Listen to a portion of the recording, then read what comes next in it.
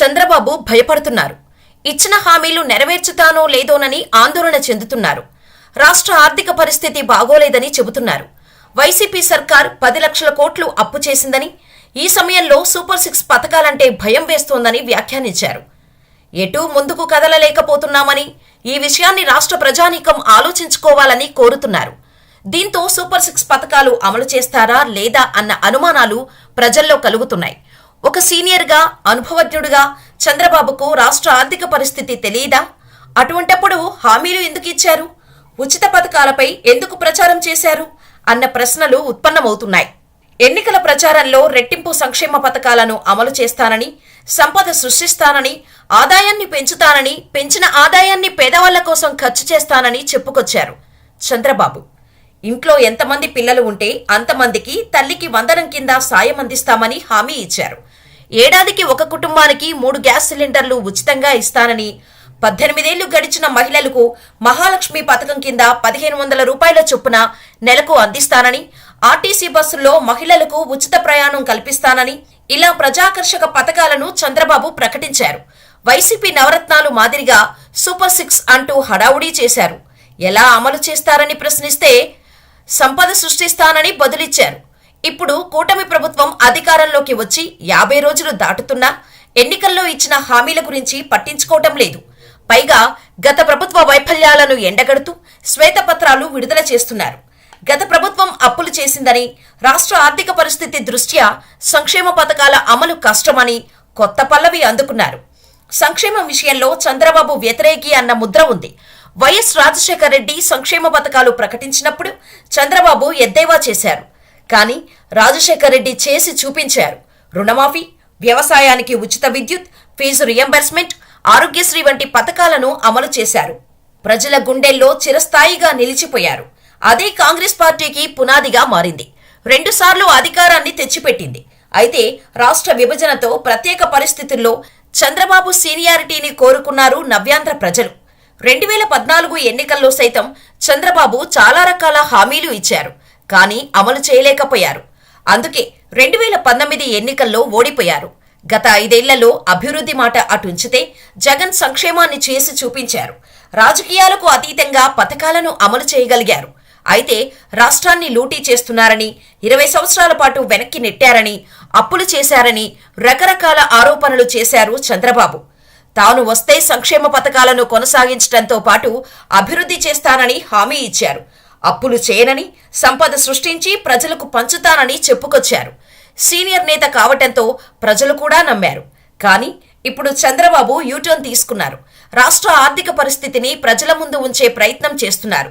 ప్రజలు అర్థం చేసుకోవాలని విజ్ఞప్తి చేస్తున్నారు. ఇక చంద్రబాబుకు ఒక అలవాటు ఉంది. చంద్రబాబు ఆలోచనలకు తగ్గట్టు ఒక సెక్షన్ ఆఫ్ మీడియా నడుచుకుంటోంది. అందులో వచ్చిన కథనాలు చంద్రబాబు ఆలోచనలకు దగ్గరగా ఉంటాయి. ఇప్పుడు అదే మీడియాలో రాష్ట్ర ఆర్థిక పరిస్థితి బాగాలేదని కథనాలు వస్తున్నాయి. ఇప్పుడు చంద్రబాబు కూడా ప్రజలు ఆలోచించుకోవాలని కోరుతున్నారు.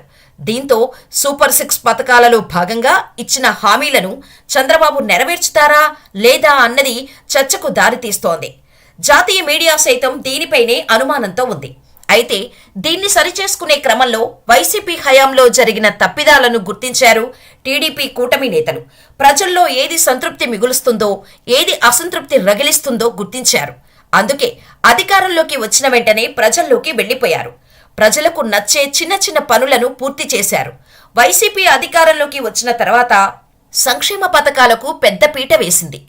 నేను బటన్ నొక్కుతున్నాను, మీరు ప్రజలకు వెళ్లి చెప్పండి అని పురమాయించారు జగన్. ప్రజలు అన్నీ గుర్తుంచుకుంటారని భావించారు. సంక్షేమంతోనే వారు సంతృప్తి చెందుతారని అంచనా వేశారు. కానీ ఆ అంచనాలే తప్పయ్యాయి. ప్రజలు సంక్షేమంతో పాటు అభివృద్ధి కోరుకున్నారని అర్థమైంది.